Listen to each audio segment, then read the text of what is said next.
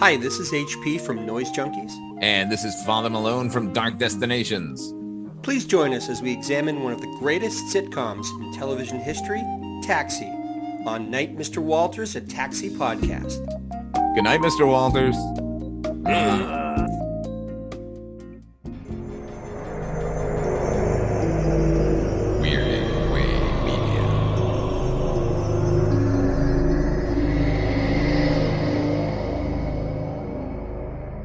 We deal in paint, pigment, light and shadow, realism, surrealism, impressionism, and ghost stories. An interest in the oddball, a predilection toward the bizarre. And this place is nothing if it isn't bizarre. There's no admission, no requirement of membership, only a strong and abiding belief in the dark at the top of the stairs, or things that go bump in the night. The name of this place, should you have come in here accidentally out of the rain, is the Night Gallery.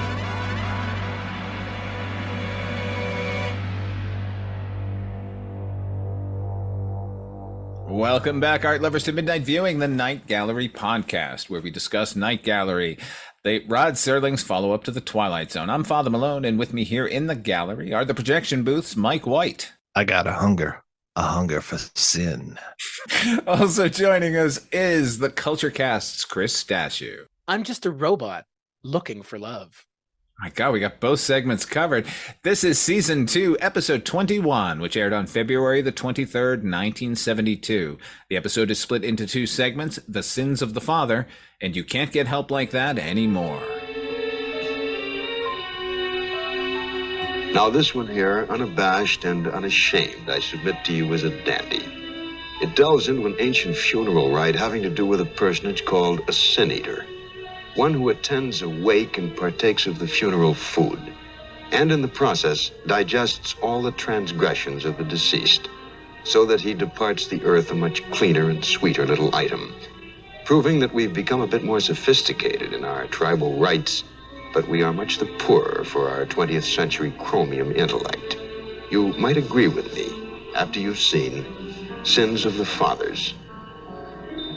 The Sins of the Father were written by Halstead Wells from a short story by Christiana Brand and directed by Jeannot Zwark, or Jean Zwark. He's Jean Zwark now. It stars Geraldine Page, Richard Thomas, Michael Dunn Alexander. You Star Trek people will recognize him from Plato's Stepchildren. He was also in You're a Big Boy Now, the Coppola's first film, but I will always know him as Dr. Miguelito Loveless for so many seasons. He was James West's central antagonist on The Wild Wild West. Rounding out this massive cast are Alan Napier, Cyril De Levante, John Barclay, and Barbara fucking Steele. This tale, it tells one of my absolute favorite old world rituals. This is a Welsh tale. We had in our last episode, we had a Welsh tale. This one is also from Wales. And the myth is the Sin Eater, which we'll see it play out dramatically here. But the actual tradition was there would be an outcast in a village, and he would be given a feast every time somebody died, so that he would take on their sins of the deceased, and the deceased would go to heaven. And he'd be given the feast no matter how much food that village had. If there was a famine there, it didn't matter. Every morsel needed to go to the Sin Eater. He always was eating like royalty. The downside, of course, was he was going to burn in hell for eating all of those sins. Now, I heard about this tradition long before I saw this, and it's always fascinated me. And recently I was talking to a friend of mine named Jasmine, who is Welsh and lives in Wales. I asked her about this tradition, and she had no fucking idea what I was talking about. Anyway, this is the tale of a sin eater, or the son of a sin eater. Richard Thomas is prodded into a sin-eating con game where he's to spirit away all the food from the corpse and thus sidestep the whole damnation thing and feed his family. Which actually sounds like a pretty good idea, except it's a double cross. Chris, what'd you think of this one? You forgot to mention the most important sin-eating piece of media, the 2003 classic, The Order, starring Heath Ledger as a sin eater investigating sin eating in the Vatican. Wow. Actually not bad. Not a bad movie. But I digress. I'm with you. I like the whole sin eating angle, which is why I mentioned The Order. If anyone else is interested in seeing something not this old world, like that's the thing I appreciate about this, is that it is an old world tale that feels proper disgusting and grimy and weird. I think, again, I go back to the well of the things that I've said before, the well of brevity here. They just don't want to tell 3 stories anymore. They just want to tell 2. And I can see in these episode segments where they just needed to chill out and maybe take your story through 2 or 3 more passes, because there's just too much going on here again. And I don't think all the pieces that are moving around, the main moving pieces, needed to be there to get the main moving pieces story told in an interesting way. How about you? What about you, Mike? I prefer the Sin Eater enemy of, I believe he was the enemy of both Ghost Rider and Spider-Man, but I mostly remember him from Spider-Man comics. So that was my familiarity with sin eating. I love Michael Dunn. He was great in this. Richard Thomas, wow, what a performance. Pretty screamy throughout this whole thing. I was so confused at parts because they were talking about eating the food out of the guy's chest, right? They said that like 2 or 3 times, right? Yes. Yeah. There's no food on the chest. It's just around. It's just bunch of plates around. I didn't get that. Whatever. Yeah, and even further, the way they kept saying it, I thought they had hollowed out his chest, right? Put the food inside it, and then when it wasn't that, I thought if it's on his chest and he has to take it all off of it, that would be something. But you're right; it's just ringed around the body. Very nice plates. I mean, the presentation could have been better. I don't know about the taste myself, but yeah, definitely the plating needed some work. I tried to find out what else was filming on the Universal lot around this time, because in this episode and the previous episode as well, they're clearly using an amazing set. The old world set. That's an interior set, interior for exterior. It looks fantastic. It looks better here than it looked in the previous episode, where it was directed very clumsily. But Jano Swark makes this one look great. I love Barbara Steele. Always glad to see her. Wish she was in the episode more. Quite frankly, she's got like maybe 2 lines in the whole thing. The mom in it, Geraldine Page, this is her very recent return here. She was in a previous episode, Stop Killing Me, here on Night Gallery, and I thought she was really good here. Speaking to what you were saying, Mike, I can't tell if Richard Thomas is good or bad here. It's a thankless role, this like mewling, petulant child. So he's nailing that part of it. Is it good though? I don't know. Also, I don't need to see his saliva. Does anyone need to see Richard Thomas's saliva? That's close. A lot of saliva, yeah. The tongue just lolling around in that mouth. Ugh, God almighty. It did portray hunger very, very well, but... I believed he was hungry, but he made me completely disgusted. Yeah. Well, I don't think that he needed to ride that horse all 12 miles and have poor little Michael Dunn, who looks like every step he takes hurts him. I mean, it was painful to watch Michael Dunn walk, because he's got the dwarf legs and it's just not very easy for him to do that. And I was like, no, let this guy ride on the horse with you. He doesn't need to walk 12 miles with you over hill and dale and through this mountainous, treacherous pass. Just give the guy a lift, man. John Boy doesn't share no horse. No, that's true. That negotiation occurred when we were talking about her ailing husband. It made sense that he was probably going to be sprawled out on the horse. So I agree. I kept wondering why he wouldn't just reach down and go, come on, let's go. Just so he can get there quicker. Like, what? Slowly cantering beside this dwarf? Like, it's a bit cruel. It is. It is. The makeup on both the corpses, spoilers, looked pretty good. But yeah, I saw that twist coming a mile away. So I was just like, okay, yeah, why aren't you eating the food? Why are you saying I won't eat a morsel? Why are you saying that your son will eat all of this food? Because there's another sin eater, and now you have to eat the sins of the sin eater. I like that twist, though, honestly. It's a good twist, but it's Who eats the sins of the sin eater is a good question, right? It was just a little telegraphed. Yeah, but it posed an interesting solution to the sin-eating lifestyle. You just have to have a relative that'll eat yours, and then you got to keep that thing going, right? And someday you'll have a son. I love when she says that. Horrible. I did wonder a little bit, how long has he been living there with them, this Richard Thomas's character, and have no interest in the family business? Like, he doesn't know the words. He doesn't know anything about it. Like, how can you not? It's all they do. Should be the first thing they taught you was that prayer you're supposed to scream out when you're about to eat the sin. You would think, right? You just pick it up. just by osmosis, right? Right. Yeah, I agree with you that Geraldine Page was very fun in this. She, with that head thing around her head, I was just like, she looked very much like a tale from Canterbury Tales or something, like from the story, from the artwork, I should say. Yeah, I thought she gave a great performance as well. And I agree with you that I wish there had been a lot more Barbara Steele because it was just like a tease at the beginning and the end. Once again, the end with Geraldine Page, where she has effectively tricked her son into eternal damnation, all the while assuring him of all these different ways that she will prevent him from being damned. I just loved it. I thought it was so good that she did it to him. And you know what? Yes, it is 29 minutes, but I think even if it went a little long, as weird as Richard Thomas's performance is, I think it's an interesting performance, even if it is just overdoing. He's overacting. I feel like he's slavering. Yeah, and a lot of just like big decisions. But I like it in this because it feels a little different than all these other episode segments we've seen in the old world where there's not like one kind of big performance. He's just going for it, which I appreciate. It is a completely thankless role for someone having to just lick their tongue constantly for a half an hour. And a thankless role for us having to watch it. Offered to you now an item having to do with labor and management. An employment office, where is offered a collection of potential employees whose skills are unique. For in addition to their loyalty, industriousness, punctuality, and impeccable cleanliness, they also run at least 100,000 miles without a lube and an oil change. It's no wonder we call this one, You Can't Get Help Like That Anymore. You Can't Get Help Like That Anymore. It was written by Rod Serling, no surprise, and directed by Jeff Corey, also somehow no surprise. This one stars Cloris Leachman, Broderick Crawford, 10-4, 10-4. Give me some black and whites. And Lana Wood and Mr. Severn Darden. This is the tale of robotic domestics and the scorn and brutality they've inherited from human domestics.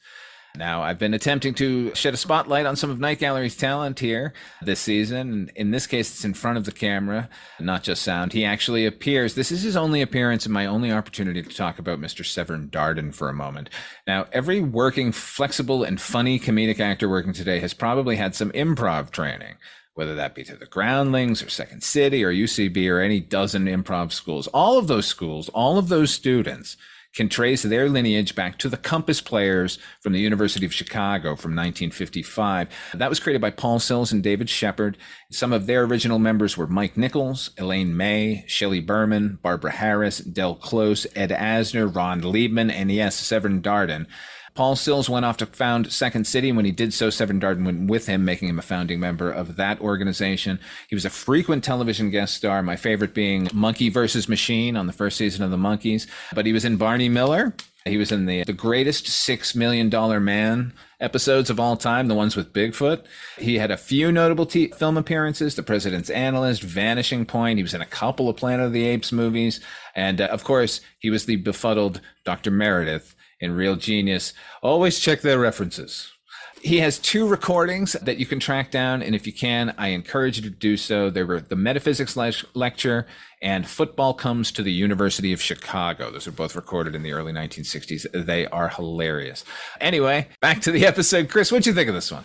I enjoyed it. Mike just recently had me on the projection booth to talk about Blade Runner 2049, which talks about humans and robots and androids and interacting with each other. And this is what reality would be if these kinds of things existed. Horrible people treating them horribly because horrible people treat people horribly. So there's no reason to think they wouldn't treat their robots horribly. They're robot kind of house servants. But boy, Cloris Leachman just fucking goes for it. And I am here for it. She is proper terrible in this episode, and I loved it. I loved her character and her husband, and I liked the twist, I guess. I don't know. I'm sure we'll get to it, but Broderick Crawford and Cloris Leachman carries the episode segment. She is fantastic and a force when she's on screen. I thought that twist at the end was a bridge too far.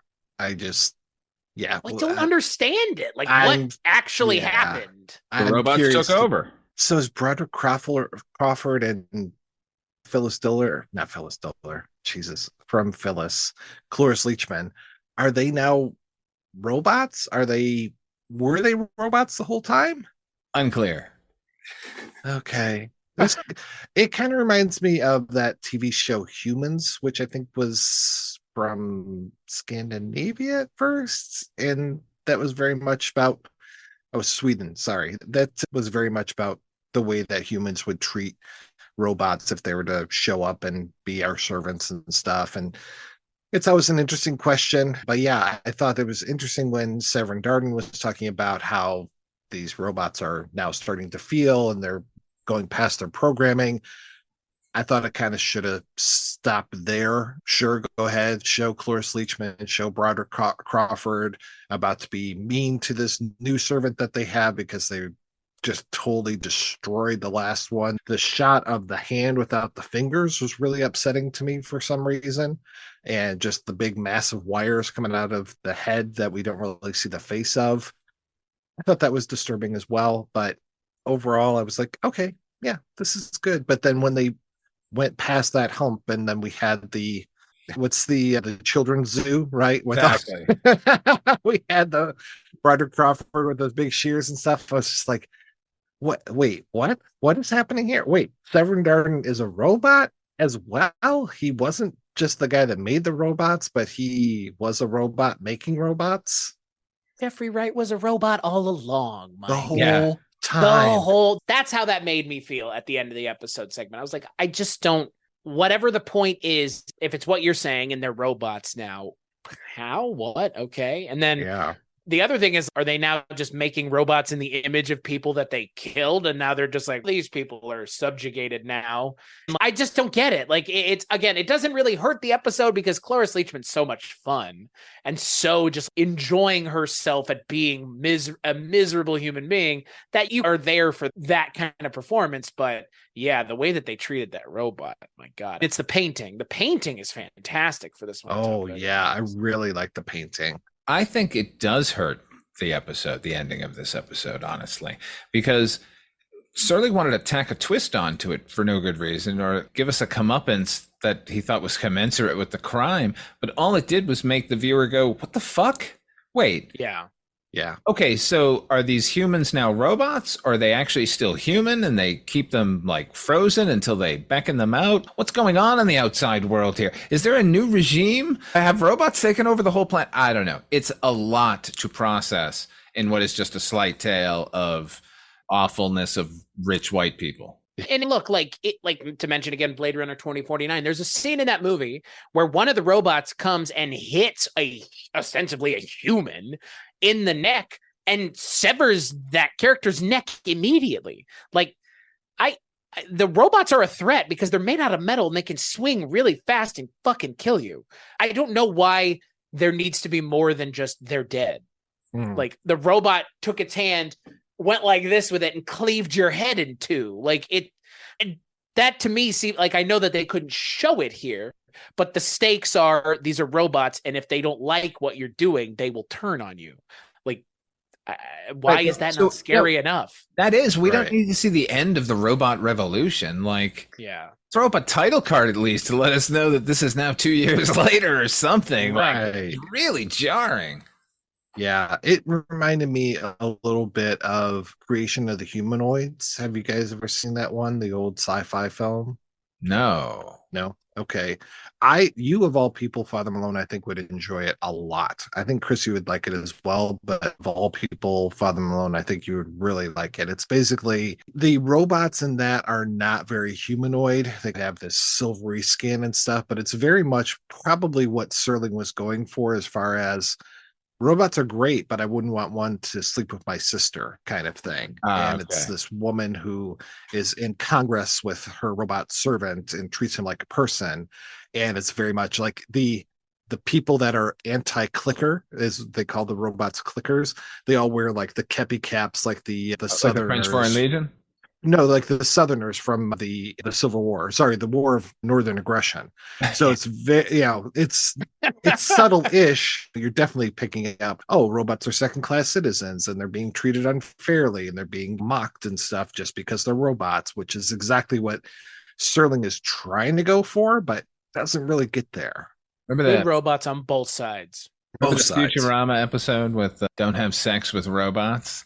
No, I don't. Johnny, you gonna go to school today? No, I'm gonna make out with my Monrobot.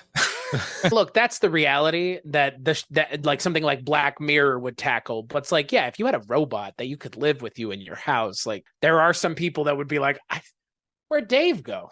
Dave's Right. fucking his robot like Well, forever. It's like that Surrogates movie with Bruce Willis, which I think a lot of people shit on, but I actually kind of like it a lot.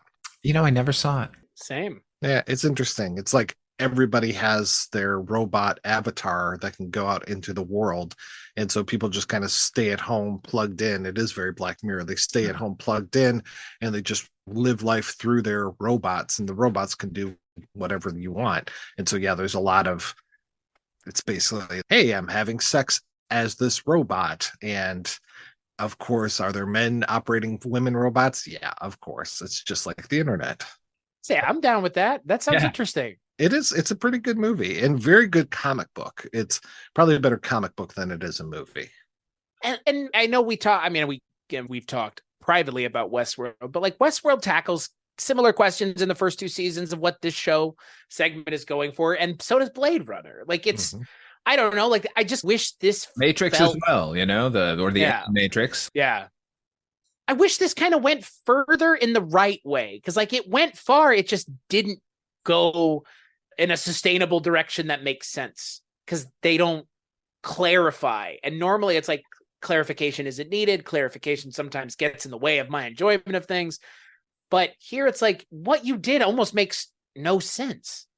Like I have a hard time really understanding what the ending of this segment is. And yeah, I think you're right, Father Malone. It does hurt it. Like I'm sitting here talking about it. It is so kind of incongruous with the rest of the episode segment. I kind of just like Rod Serling just lost it there at the end. He's like, never mind. It's such Fuck a it. simple story without that ending. You Right. know? And it would have worked like gangbusters. We all enjoyed it. Kind of makes me want to see the original episode or read the original story if it's based on a story. No, it says this is a Rod Serling original. Whoa. Okay. He chose to make that ending. He wanted that ending. He needed that twist. He's like a junkie. He's got to have his twitch fix. Okay.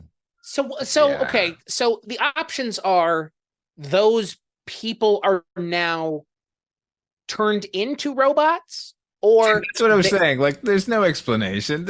or they're like they look like them, or it's like I like the idea that like the robots ripped their skin off and like preserved it and then put it on another robot, and they're like, this is some robot that we're subjugating now that looks like these idiots that we killed. No, but would they subjugate other robots like that? Probably not. Right. Well, there's that torture droid in Return of the Jedi that's putting like the hot stuff on the bottom of the little power droid's feet, you know? Yeah, but True. he was a bad dude, that one. We're talking about the that robot was very intelligentsia. bad. I don't know why they built nerve endings into droids' feet, though, is what I'm trying to say. Mike White asking the questions that need answers. I'm just asking questions. I'm just asking. Yeah, right. Good robots on both sides, eh? Mhm. God. I mean, were they self-hating robots? Did they not know that they were robots? That Broderick Crawford and Claire, Jesus Christ, I'm having the worst time with her name tonight. Cloris Leachman, were they robots the entire time? And they're just like, oh, hey, we are people and we're going to torture this robot. Maybe this is an after hours situation, like the mannequins. You get to go out and be the rich humans for a little while and beat on robots, and then you become them. Right. What if it's like that cells within cells? What if that's what it is? Like the thing in Westworld where it's like we locked him in a room and we're running him through the paces to see if they work. What if that's what it is? And because they're beating up on that robot, then they're put back in as like a gardener with a giant shears, because that's somehow more safe. Yeah. Wait a second. Now we're giving them weapons? Great. I guess they can't, at least they can't shoot anybody, you know. Right. They just spin really quickly at the hip with their arms out and just decapitate people at will, though. So again, robots on their own are scary because metal moving at a fast speed is a horrifying thought. Yes. It's like a drill. Yeah. Yeah. Okay. I guess we're going to play a preview for the next episode. We'll be right back to wrap things up. There are horror stories and horror stories, elements of terror that take myriad forms. But this item has a built-in terror which can refrigerate even the most dispassionate amongst us. It has to do with a little beastie known as an earwig. A small bug that crawls into the human ear. And while inside, it doesn't whisper sweet nothings. It performs quite another function. Offered to you now on Night Gallery. A brand new nightmare which we call the Caterpillar. Our next painting on Night Gallery tells the story of an illusion. An invisible specter which guides and motivates and drives. And though you will never see her, this childish wraith, you'll know she's there. And we venture to suggest that you'll be chilled by the knowledge. Our painting is called Little Girl Lost. That's right. In the next midnight viewing, we're taking a look at season 2, episode 22. That's broken into 2 segments, The Caterpillar and Little Girl Lost. Midnight Viewing, the Night Gallery podcast, is a proud member of Weirding Way Media Group. Our theme song was composed by HP. Until next time, what are you working on, Mike White? I am working on, actually this week, I'm doing a lot of work. We're working on episodes of The Life and Times of Captain Barney Miller, as well as The Shabby Detective, yet another podcast about Columbo.